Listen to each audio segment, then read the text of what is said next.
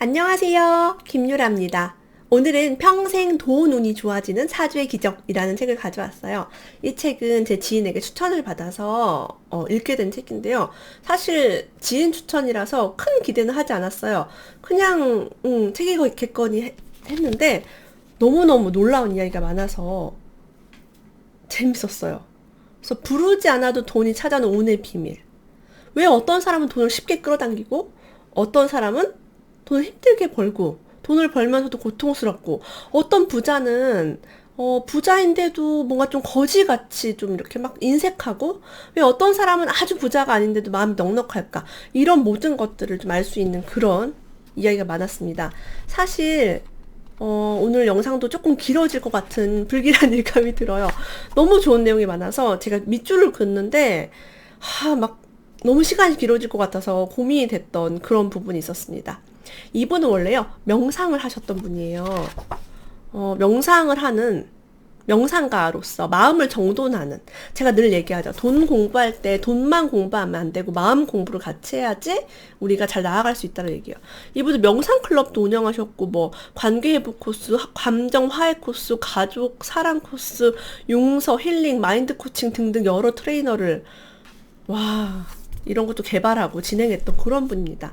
자, 마음을 다루었던 분이 돈을 다루는 비법을 만들어내셨어요. 우리 함께 읽어보도록 하겠습니다. 2010년 인도의 한 명상센터에서 한국 사람들을 많이 만났는데 사람들은 명상을 하는 내가 돈을 잘 번다는 사실이 놀라웠는지 돈 버는 비법을 알려달라며 강의를 요청해왔다. 물론 강연을 듣는 것만으로도 그 사람 안에서 울림이 일어난다. 사실 강연 한두 번으로 삶이 바뀌기는 참 어렵다. 그러나 나 자신의 시간과 비용을 지불하고 프로그램에 참여했다면 나는 변화할 준비가 되었다는 것을 의미한다. 우리가 시간과 큰 돈을 지불하면서 어떤 강의 프로그램에 참여했다는 얘기는요, 난 준비됐어 라는 걸 의미해요. 그리고 그 사람과 내가 어떤 멘토와 멘티로서 함께 할 수 있는 그런 타이밍이 된 거죠. 근데 이게 빠르다고 다 좋은 게 아니라 적절한 타이밍에 가장 좋은 때에 만나게끔 돼 있습니다. 지금 그 프로그램이 아니면 뭐 다른 걸 또 만날 수도 있고요. 자, 우리가 어렸을 때 많이 들었던 이야기가 돈에 대한 신념으로 자리 잡힐 수 있어요. 예를 들면 이런 얘기죠. 너는 왜 제대로 하는 게 없니? 우리 집엔 돈이 없어. 이런 말을 엄마가 자주 했다면 나는 아무것도 잘하는 게 없나 봐 라고 생각할 수 있고요. 우리 집은 가난한가 봐. 불안해. 우리 집은 돈이 없고 가난해서 불안해 라고 생각할 수 있어요. 그런데 어느 날 엄마와 옛날 얘기를 하다가 어릴 적 집에서 운영하던 식당이 상당히 잘 되어 돈이 넉넉했다는 사실을 깨닫곤 배신감을 느꼈다곤 한다. 이거예요. 우리가 어렸을 때 과거에 가지고 있던 일들, 뭐 누가 나한테 못생겼다고 놀린 기억, 뭐 돈이 없네, 너는 왜 잘하는 게 없어? 이런 말이 사실은 진실이 아닐 수 있어요. 근데 어린아이는 그걸 고지고대로 믿어버리죠. 특히 부모가 한 얘기는 더 철석같이 믿어버립니다. 그래서 평생 알고 있던 나의 신념이 진실이 아닐 수도 있다라는 생각을 한번 하면서 여러분들이 이런 돈에 대한 공부하시는 게 중요합니다. 자, 그럼 돈이 나에게 오게 하는 방법. 부자 친구나 친척을 만나거나 부자가 많이 사는 곳에서 살거나 물질적 풍요가 느껴지는 장소를 가는 것만으로도 내 안의 부에 대한 진동이 강화된다. 아들 교육을 위해서 이사를 3번이나 다닌 맹모 삼천지교도 같은 맥락에서 이해할 수 있어요. 더 좋은 곳으로 가야 아이가 공부를 잘할 수 있는 거죠. 자, 이 진동을요, 비용 없이 느끼는 방법은 제 생각은 부자들이 쓴 책을 읽고 도서관에서 빌려 읽고 그리고 부자들이 하는 SNS를 들어가 보고 이런 거 돈이 크게 들지 않잖아요. 그래서 다음 책은 나는 도서관에서 부자를 만났다 이런 거 한번 써볼까 고민 중입니다. 그래서 우리가 부자 친구, 친척, 부자가 사는 곳을 가기가 쉽지가 않아요. 네, 요 말은 정말 맞는 말이죠. 자, 그럼 부정적인 나의 신념을 긍정적으로 바꾸는 법. 여러분 한번 소리를 내서 말해보래요. 재미있게 일하면 돈은 항상 따라온다. 돈은 쓸 만큼 나에게 온다. 근데 뭐 돈이 없다, 돈 벌기 힘들다 이렇게 말하면 부정적인 에너지를 끌어당기는 거죠. 그런 말을 의식적으로 중단을 할 필요가 있습니다. 진정한 부자란 무엇일까요? 풍요로운 상태를 말하며 자신이 하고 싶은 것에 제약을 받지 않은 상태를 말한다. 사람마다 바라보는 부에 대한 의식 체계와 규모, 설정이 다르기 때문에 이런 결과가 나타난다. 자, 어떤 사람은요, 100억을 벌고도 1000억 벌고 싶어. 난 부자가 아니야. 라고 얘기해요. 어떤 사람은 산속에 들어가서 수입이 없이 산나물 캐서 먹고 살아도 와, 난 너무 행복하고 나는 필요한 게 없어. 라고 해요. 필요한 게 없는 사람, 자기가 하고 싶은 일을 하면서 아무런 제약 받지 않은 사람, 그런 사람을 부자라고 하는 거죠. 재테크 프로그램에 가보면요, 1년 후, 3년 후, 5년 후, 10년 후에 목표를 적어내게 하는 곳이 많습니다. 처음에는 그것을 잘 적어내지 못하는 사람들이 많죠. 이것을 여러분 시간 날 때마다 항상 적어야, 뭐 매년 적든 매년 말에 적든 이런 걸 적어야지 여러분들이 목표가 확실해지고, 이 목표는 여러분의 이정표라서 그 길대로 가게 돼요. 예를 들면 제가 내 집 마련 가계부라는 가계부를 매년 출간을 하고 있잖아요. 한국경제신문사에서. 제가 가장 중요시 여기는 게 뭐예요? 목표 설정이에요. 이렇게 내가 가고 싶은 집 사진 붙이기, 이쪽에 보면은 내가 얼마짜리 집을 갈 거고, 현재 얼마가 있고, 얼마를 더 저축해야 되고, 여기 1년에 얼마를 모아야 몇 년을 모아서 그 집에 갈 수 있는지, 이런 것들을 저는 항상 적게 합니다. 그래서 이걸 하는데 몇 년이 걸린다, 매월 요렇게 했을 때 몇 년이 걸린다, 정확한 목표가 없으면 부자가 될 수가 없어요. 왜? 1억 모으기 했는데 기간에 대한 목표가 없다. 그러면 루즈해지거나 돈을 모았을 때 뭐 여행을 가거나 쑥쑥 나가버릴 수 있어요. 그래서 여러분도 처음엔 적기 힘드시겠지만 꾸준히 목적을 적어보시는 훈련을 하시길 바랍니다. 저는 뭐 자주 하죠. 1년에 뭐 여러 번씩 합니다. 그리고요, 내가 별로 가치가 없어. 난 좀 별로야. 나는 뭐 잘하는 것도 없고, 돈 모으기도 참 힘들고 벌기도 힘들고. 자, 이런 사람들에게 숙제를 내준대요. 어떤 숙제요? 나는 나를 인정한다 라고 계속 말하도록 숙제를 낸대요. 우리 한번 해볼까요? 나는 나를 인정한다. 이거 나는 형편없어. 에휴, 네가 그러니까 돈을 못 모으지. 에휴, 네가 그러니까 취직도 못하지. 에휴, 네가 그러니까, 이 말을 저는 저 스스로에게 되게 많이 했어요. 아유, 넌 참 형편없어. 그러니까 넌 집에서 애나 보지. 능력이 없으니까. 이게 저는 저에게 했던 비난이었어요. 근데 이거를 나는 나를 인정한다 라고 바꾸면 굉장히 나의 장점이 많아진대요. 그래서 여러분들 이 말을 계속 반복해 보시고요. 자기 장점을 한번 적어보세요. 숙제를 냈을 때요, 사람들이 자기 장점이 없다고 하고 못 적는데요. 그래서 이런 것만 봐도 자기 자존감, 자신감 같은 걸 금방 체크할 수 있죠. 하지만 이 말을 매일 반복하고 많이 반복할수록요, 자신의 장점을 100가지씩 찾아오게 하는데 금방 할 수 있다고 합니다. 100가지를 얼마나 빨리 쓰는지, 그리고 어떤 내용을 쓰는지만 봐도니 그 사람을 파악할 수 있어요. 저도 이제 제가 하는 강의 프로그램에서 이런 걸 시키거든요. 그러면 그것만 딱 봐도 이분의 현재 상태를 읽을 수가 있습니다. 그래서 자신감을 가지세요. 우리는 잘하는 것이 100가지가 아니라 1000가지, 10,000가지도 넘습니다. 대충 말해볼까요? 요리를 잘한다, 아이를 잘 키운다, 책을 잘 읽는다, 노래를 잘한다, 춤을 잘 춘다. 춤을 잘 춘다, 이거 완전 주관적인 얘기죠. 네, 객관적이지 않아요. 여러분 마음속에서 내가 잘한다고 느끼면 돼요. 이런 것들 막 적을 수 있어요. 미국의 선교단이 처음으로 에티오피아에 방문했을 때 일입니다. 기아에 굶주린 원주민을 보고요, 너무 안타까워서 뭐 도와줄 게 없냐고 물었더니 이렇게 말했대요. 우리는 너무나 행복해서 더 이상 필요한 것이 없어요 라고요. 선교단이 거기서 떠날 때 텔레비전을 선물하고 갔다고 합니다. 세월이 흘러 1년 후 다시 그곳에 방문했을 때 그곳 사람들은 자신이 너무나 비참하고 불쌍하다며 도와달라고 얘기했대요. 왜요? TV를 보면서 얻은 정보를 통해 상대적인 빈곤감을 느꼈기 때문이라고 합니다. 세상의 수많은 정보에 노출됨으로써 자신들이 비참해서 견딜 수가 없다고 느낀 거죠. 이게 뭐예요? TV를 괜히 줬죠. 자, 우리도 마찬가지예요. SNS를 통해서, 텔레비전을 통해서 부자들의 삶, 남들 자랑하는 삶을 보면서 맛있는 거 먹고 여행 가고 승진하고 이런 거 보니까 맨날 배 아프고 기분이 안 좋은 거예요. 나는 그냥 변함이 없는데 저 사람들은 막 잘 나가고 유명해지고. 예를 들면 제가 임신이 잘 안 됐을 때 누구는 아이를 낳고 누구는 임신했다고 자랑하고 그럼 막 속이 뒤집어지는 거예요.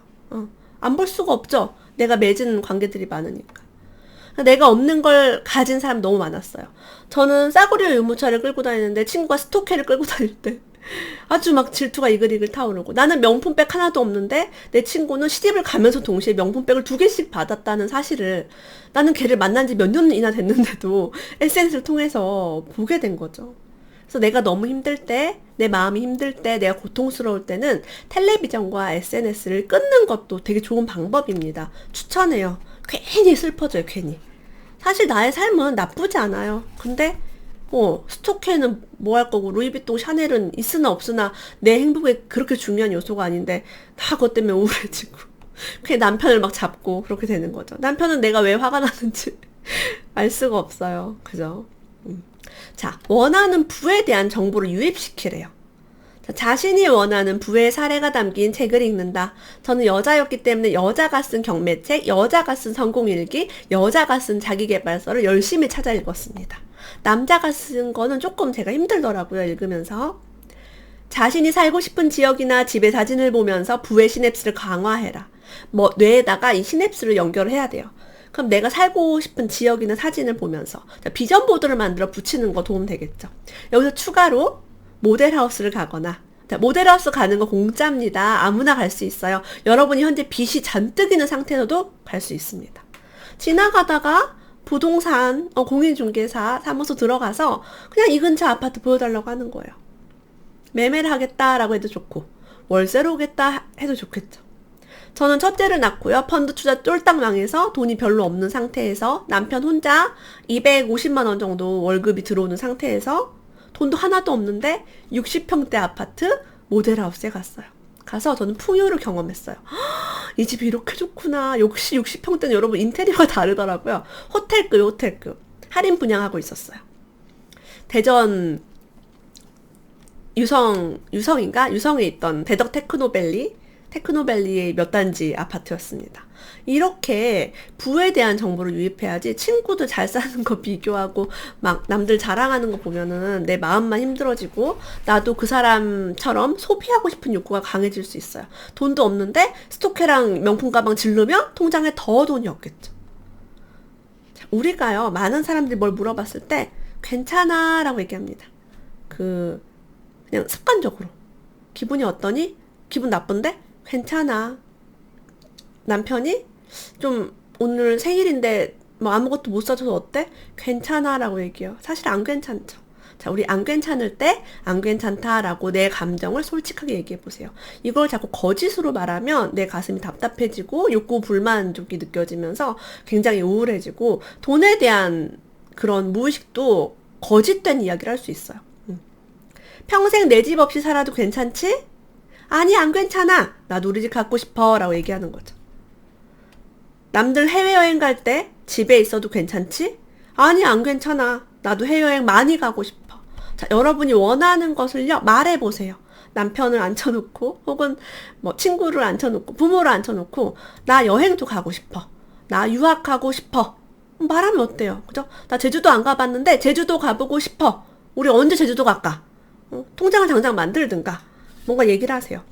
욕구 표현을 하지 않으면요, 자식은 커서 우리 엄마는 생선머리를 원래 좋아해 라고 얘기하고요, 우리 엄마는 딸기를 항상 쬐끄맣고 무른 딸기만 먹어라고 인식을 합니다. 그래서 저는 아이들 앞에서도 가장 좋은 부위의 고기를 먹고요, 가장 맛있게 생긴 딸기를 먹어요. 내 욕구를 얘기해야 됩니다. 저는 그래서 제가 뭐 옛날부터 부유하고 그러진 않았지만 힘들지 않았어요. 나를 좀 챙겼습니다. 왜냐면 우리 아이들은 커서 더 풍요로운 시대, 더 잘 살 거기 때문에 나는 오늘을 누리는 거죠. 어떤 사람은요, 지금 현재 상황이 돈이 필요해, 돈이 필요하다라는 느낌이 있는데, 그 뒤에 있는 그림자에는 뭐가 있냐면, 돈이 없어 죽겠어 라는 게 있어요. 자, 그림자 언어 패턴을 쓰는 사람은 어떤 말을 하냐면, 돈이 필요해요 라고 얘기하는 게 아니라, 돈 없어 죽겠네, 돈 없어 죽겠네 이러고 있어요. 여러분, 돈 없어 죽겠네 하면 돈이 나오나요? 안 나오죠. 그 부정적인 언어와 에너지를 퍼뜨리면서 말이 정말 씨가 되는 거예요. 돈이 필요하면 돈이 필요해. 내가 어떤 일 때문에 얼마가 부족하고 뭐가 필요한데 이걸 어떻게 하면 더 구할 수 있을까라고 상의하고 생각을 할 수 있겠죠. 예를 들면 속상해라는 말을 많이 하는 사람들은 위가 안 좋다고 해요. 제가 어떤 책에서 봤어요. 미치겠다 이런 말을 자주 하시는 분은요. 정신질환에 잘 걸린대요. 그리고 뭐 아까 돈 없어 죽겠어 하면서 죽겠단 말을 잘 하시는 분들은 단명한다는 그런 설이 있더라고요. 그래서 말이 씨가 됩니다. 이렇게 우주는 그래라는 말만 한다고 해요. 우리가 동사로 얘기하면 그래 얘기한대요. 행복해? 그럼 그래. 죽겠어? 그래 죽어라. 그러니까 우리 이런 말은 좀 안 썼으면 좋겠고 우리 아이들 앞에서도 엄마라면 조금 조심하면 좋겠죠. 솔직하게 돈이 필요해. 어떤 부분에서 내가 돈을 좀 쓰고 싶어 라고 얘기하는 게 좋습니다.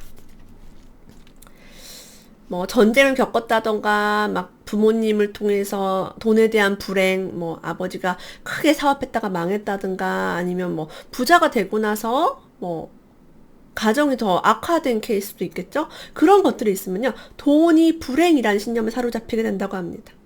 돈이 많으면 안 된다라는 신념이 작용하니까 돈을 계속 벌어도 돈이 자꾸 없어지는 사람이 있어요. 그런 사람은 딱 먹고 살 만큼 외에는 돈을 없애버리는 상황에서 반복해서 벌어진대요. 그런 사람은 대부분 부자를 보면 이렇게 말합니다. 저것 봐. 부자는 불행해. 부자는 나빠.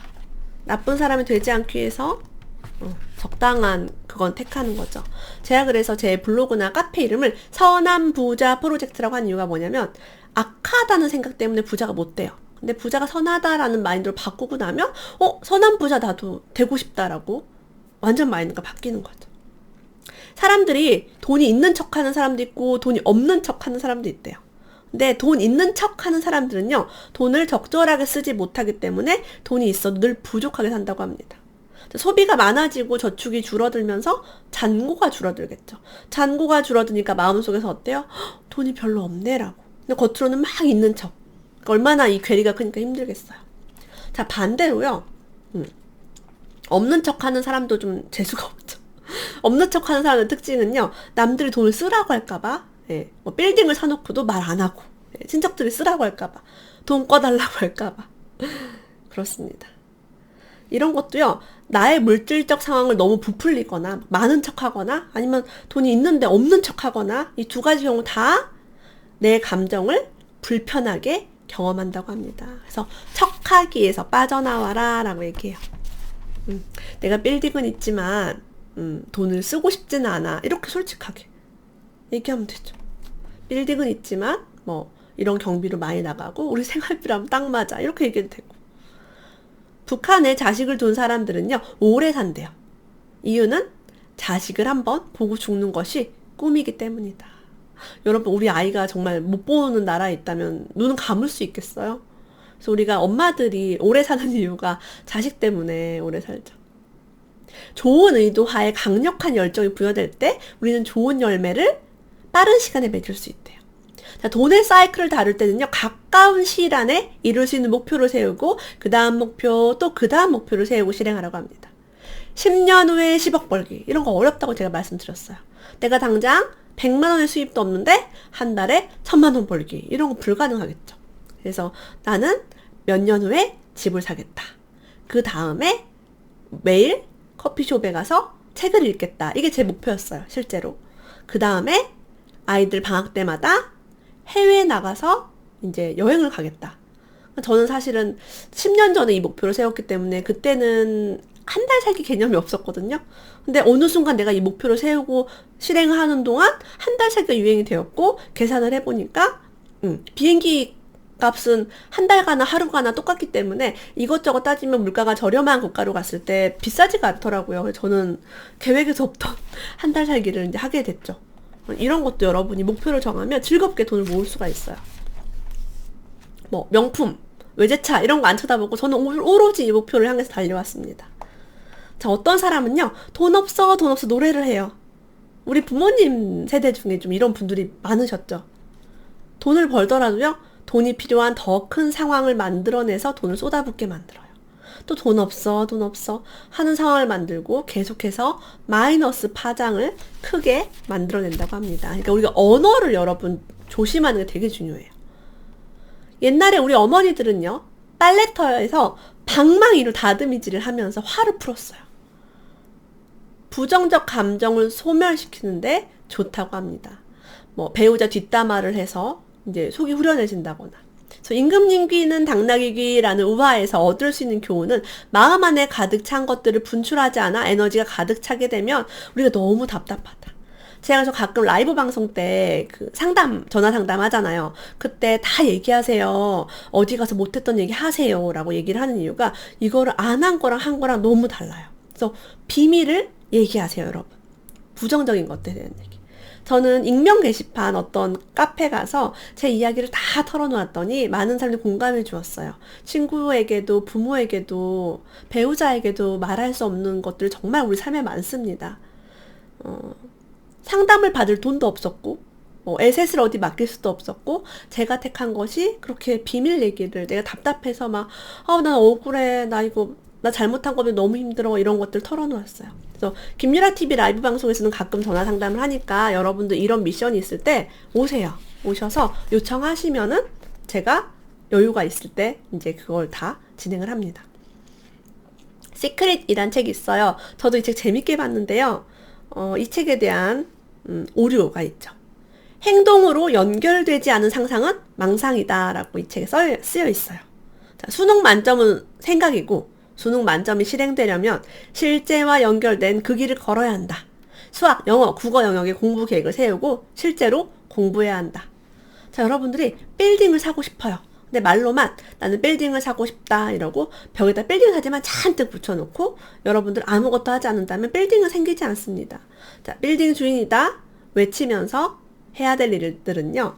계약금 10%라도 모아야 돼요. 내가 10억짜리 빌딩을 사고 싶은데 1억은 있어야겠네. 내가 20억짜리를 사려면 2억은 있어야겠네. 그러니까 다 모으지 마시고 10%만 모아야겠다. 계약금. 그 정도만 정하시는 거예요. 자, 그리고 틈틈이 부동산을 가보세요. 저는 2012년도부터 빌딩을 보기 시작했어요. 무려 7년 전이죠. 제가 2012년에 돈이 있었냐? 아니요. 돈이 없었어요. 근데 왜 빌딩을 보러 갔을까요? 내가 언젠가는 갖고 싶은데 미리 보러 다니는 거예요. 그래서 가슴 뛰는 걸 느꼈어요. 제가 너무 거지 같고 애기 데리고 다니고 하니까 누가 봐도 저 사람은 10억짜리 빌딩을 살 부자 같아 보이지 않는데? 라고 느꼈을 거예요. 전 지방에 있는 이제 빌딩이니까 10억, 7억, 5억짜리가 있었거든요. 그 당시에는 있었죠. 지금 많이 올랐죠. 근데 어떻게 얘기했냐면 저희 할아버지가 돌아가셔서 유산을 좀 물려주셨는데 엄마가 그 돈으로 월세가 나오는 빌딩을 좀 사고 싶어 한다. 월세가 잘 나오는 빌딩 몇 개만 보여주세요. 라고 해서 예산을 이렇게 정하는 거예요. 한 10억 정도 받았어요. 이렇게 하니까 10억 이하짜리 그 안팎의 물건들을 보여주시더라고요. 그렇게 여러분들도 보러 다니세요. 그러면 진짜 가슴속에 내가 얼마를 모으면 정말 저걸 살 수 있겠다라는 생각이 듭니다. 준비된 사람에게 세상은 항상 많은 기회를 준다. 우리가 어릴 적 글을 읽고 쓰는 것을 공부했기 때문에 정보를 습득할 수 있는 것처럼 돈을 벌기 위해서도 공부를 해야 한다. 투자가 실패해도 재투자할 수 있는 최소한의 준비 자금이 마련되어 있다면 당신의 투자는 아주 흥미로울 것이며 당신은 계속해서 좋은 기회를 만날 것이다. 당신이 안정적일 때 안정된 돈이 찾아온다. 별표할게요. 당신이 안정적일 때 안정된 돈이 찾아온다. 내가 불안할 때는요. 아무리 쎄 빠지게 노력을 해도 불안한 돈이 들어와요. 근데 마음이 편해지고 안정적이게 되면 안정적인 돈이 온대요. 그럼 우리는 이때를 어떻게 돼요? 기다리고 준비하고. 제가 마음 공부 자꾸 하자고 하는 이유가 이 마음의 안정을 가지면 정말 돈이 편하게 들어와요. 여러분 누가 여러분한테 와서 안달복달하면 좋겠어요? 그 사람이 여유있게 기다려주면 좋겠어요? 누구한테 여러분이 뭔가를 주고 싶으세요? 여러분 집을 팔려고 하는데요. 막 집을 사고 싶어서 안달복달하면 어때요? 내가 집을 싸게 파나? 아직 팔 때가 아니니까 지금 더 오르나? 그리고 집값을 올려버리거나 팔기 싫어요. 근데 상대방이 막 팔든지 말든지 이 가격을 주세요. 깎아주세요. 이렇게 나오면은 내가 이제 그렇게 할 수 있는 거죠. 이게 이제 안정에 대한 이야기예요. 그래서 제가 나는 마트 대신 부동산에 간다라는 책을 쓰면서 1,000만 원에서 3,000만 원 사이 투자처를 이렇게 얘기하고 막 1억 이하짜리 막 아주 싸구려 집들을 얘기한 게 실패를 해도 재투자할 수 있는 규모. 여러분이 첫 투자에 막 10억짜리, 20억짜리 이런 거 했다가 돈이 못 끼거나, 뭐, 혹은 하락하거나 하면 어쩔 거예요. 그러니까 실패도 재투자를 최소한의 금액으로 시작을 하시는 걸 추천을 합니다. 그러면요, 투자가 재미가 있어요. 그냥 없어도 되는 돈, 1,000,000원으로 해보세요. 그러면 재미가 있어. 뭐, 안 올라도 뭐 별 큰 상관이 없어요. 여러분이 돈을 막 1억, 10억 투자를 해보세요. 잠을 못 자죠. 불안하죠. 불안하면, 안정적인 돈이 찾아올 수가 없습니다. 자, 그리고 부자 되는 비밀에서 마지막에 이게 있어요. 감사하라. 이거 뭐 성경책에도 나오고 많은 책에 다 나오는 건데 어떻게 지금 내 삶이 감사할 게 하나도 없는데 나 지금 뭐 빚도 있고 돈도 없고 힘들고 요즘 경제도 너무 안 좋죠. 주식 투자하신 분들 너무 어렵죠. 부동산 투자하시는 분들도 세금이 너무 많아져서 힘들어요. 자, 근데 어떻게 감사하란 말이야. 나 지금 뭐 애기 키우느라 너무 힘든데 취업이 안 돼서 힘든데 저도 이런 힘든 걸 겪을 때 자꾸 책을 읽으니까 감사하래요. 근데 통 감사할 게 없는데 감사라고 하니까 분노와 원망이 일더라고요. 뭐 감사할 건덕지가 있어야지. 나는 재능도 없고 아이고 내 팔자야 이러고 있었어요. 근데 어느 순간 제가 그걸 깨달았어요. 제가 좋아하는 가수 김동률 어제 음악이 나왔죠. 여름의 끝자락. 아, 내가 귀가 있어서 김동률 음악을 들을 수 있어 감사하다 이걸 깨달았어요. 우리 시할머니가 나이가 드시니까 소리를 잘 못 들으세요. 말소리도 엄청 크게 해야 되고 전화 벨 소리도 잘 못 들으십니다. 그런 걸 보면서 아, 내가 음악을 들을 수 있구나. 내가 이 음악을 들으면서 평온과 평화와 기쁨을 느끼는구나. 내가 좋아하는 김동률의 음악을 이렇게 잘 들을 수 있구나. 헬렌 켈러라는 또 책을 보면서 눈물 흘렸어요. 그녀는 눈도 안 보이고 귀도 안 들리고 말도 못 하는데 그죠? 난 책도 볼 수 있고 팔다리도 있고 버스비를 아끼면서 막 걸어 다닐 때 막 날도 덥고 춥고 그때 막 눈 오는 날은 막 넘어지기도 해요. 빙판길에서. 그럴 때 저는 무슨 생각을 했냐면 저는 사실 면허도 없어요. 지금도 없고 옛날에도 없었고 그때 너무 사실 좀 박탈감이 있었죠. 누군 택시 타고 다니는데 편하게. 나는 버스조차도 돈을 아끼고 있구나. 저 자신에 이렇게 말했어요. 튼튼한 두 다리가 있어서 다행이야. 다리가 없었으면 휠체어 타고 갔을 거 아니에요. 그죠? 그리고 이렇게 여러분 이 순간부터 보는 것, 듣는 것, 숨 쉬는 것부터 감사를 시작하래요. 감사할 건덕지가 없는 분들에게 추천드립니다. 좋아하는 연예인이 있으면 와 내가 눈이 보이니까 저 박보검을 내가 볼 수 있구나 이렇게 하세요. 감사가 습관이 되게 하자. 모든 물질이 당신을 위해 준비되었다는 것을 인식해보자. 감사에 대해 인식이 깊어지다 보면 어떤 상황에서도 오직 감사의 정보가 열릴 것이다. 그때가 되면 당신은 감사함을 애써 찾으려 하지 않아도 삶은 감사로 가득하게 될 것이다. 진짜 이 감사에 대한 연습을 했더니 정말 감사할 일들이 너무 많아졌어요. 저는 이제 어린 아이가 제가 아이가 3명이에요. 근데 그 중에 이제 아이가 뭐 먹고 싶다고 간식을 사달라고 할 때 1,000원을 준 게 아니라 5만 원짜리 줬어요. 가급적이면 막 10,000원, 5만 원짜리 큰 돈을 주면서 거슬러 와라 라고 얘기했습니다. 왜 그랬을까요? 보통 엄마들은 작은 돈을 줘요. 첫 번째는 잃어버릴까봐. 그리고 아이가 돈이 많은 것을 알면 헤프게 쓸까봐 이제 절약을 강조하시는 분들 너무 작은 돈을 줘요. 그럼 아이가 결핍이 일어나요. 1,000원, 딱 1,000원밖에 못 사먹어? 1,100원, 1,200원짜리는 안 돼요? 뭐 별거 아닌데 이제 거기에서 결핍이 일어나고, 우리는 돈이 없구나, 가난하구나. 그러니까 엄마가 맨날 돈돈거리고 돈도 안 주고 인색하구나라는 것을 경험하면서 뭘 사먹어도 이렇게 마음이 가난한 거죠. 저는 이제 이런 책을 많이 보다 보니까 그러면 안 되겠다고 생각을 해서 가급적이면 5만 원짜리를 줬어요. 있으면. 없으면 10,000원짜리를 확 줘보세요. 유치원생한테. 그래서 아이에게 거스름돈을 남겨와라 했어요.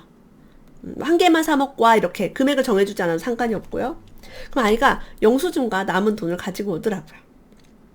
그럼 이건 뭘 줄 수 있냐면 첫 번째는 돈에 대한 책임감을 줄 수 있습니다. 잃어버리면 안 돼. 네가 쓴 돈보다 거슬러 올 돈이 훨씬 크죠. 네, 잃어버리면 안 되니까 돈을 조심조심 소중하게 다룰 수도 있게 됐고요. 두 번째는 뭐예요? 우리 엄마가 참 알뜰하고 아껴 쓰고 있지만 돈이 많구나, 돈이 없어서 안 사주는 게 아니구나를 분명히 인지를 시켰어요. 그래서 사실은 돈이 많다. 우리 통장에 돈 많지 않아요? 우리가 아이들한테는 아껴 쓰자 뭐 이렇게 하지만 사실 돈이 많아요. 제가 오늘 아이에게 5,000원을 주면서 이렇게 잔돈이에요. 4,000원. 5,000원을 주면서 뭐 사 먹으라고 했어요. 용돈이 있는데 용돈을 쓸 일이 없어요. 용돈이 정해져는 있지만 가져가지는 않아요. 근데 이제 5,000원 주면서 뭐 사 먹으라고 하니까 이 아이가 지금 딱 4,000원을 남겨왔어요. 그러니까 이런 게 바로 아, 내가 5,000원이 있지만 1,000원만 쓰고 온 기쁨, 이런 걸 누릴 수 있게 한 거죠. 그래서 이런 책들을 읽으면서 우리 아이의 무의식 정말 중요하구나. 엄마의 말 한마디, 엄마의 행동 한마디가 이 아이 평생에 부자가 될 건지 빈자가 될 건지 결정하는구나를 알 수 있게 됩니다. 그래서 우리 어른들, 엄마들이 많이 배우면 자녀는 저절로 부자 습관을 익히게 돼 있어요. 우리 평생 돈, 운이 좋아지는 사주의 기정 함께 읽어보았습니다. 오늘도 끝까지 함께 해주셔서 감사합니다. 다음에 또 만나요.